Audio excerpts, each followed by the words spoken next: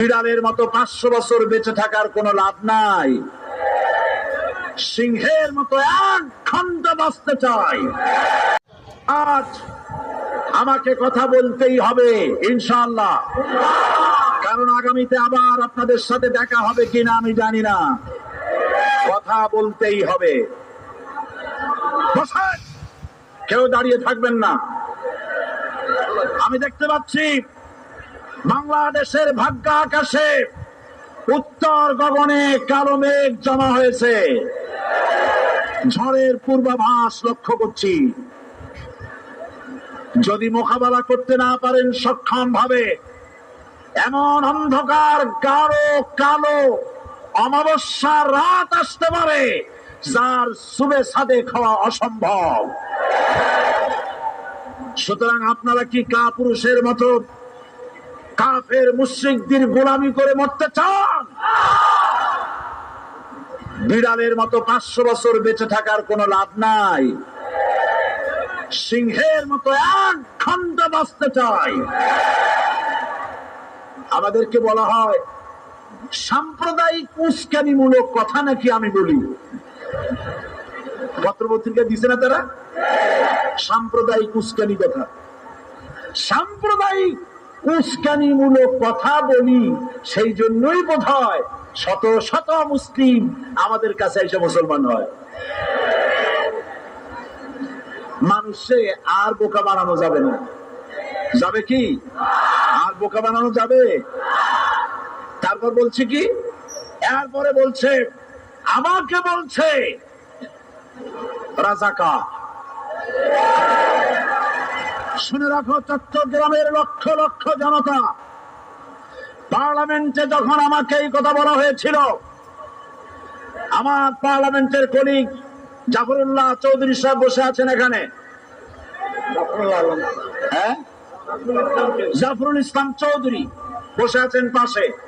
প্রধানমন্ত্রী সুদ্ধা, অন্তত 3 শতাধিক পার্লামেন্টের সম্মানিত সদস্যরা সেদিন বসা। 1997 সনের বাজেট বক্তৃতা যখন আমি করতেছিলাম, ডক্টর কুদরতে খোদা, নাম রাখছে কুদরতে খোদা, আসলে গজবে খোদা। এই লোকটি নাস্তিক, ইসলামের চূড়ান্ত দুশমন। তার প্রণীত শিক্ষা ব্যবস্থা যখন সমালোচনা করছিলাম, ট্রেজারি বেঞ্চ থেকে আমাকে বলা হলো রাজাকার। আমি আমার সমস্ত শক্তি একত্রিত করে বলেছিলাম শুধুমাত্র হিন্দুস্তানের রাজাকারেরাই আমাকে রাজাকার বলতে পারে।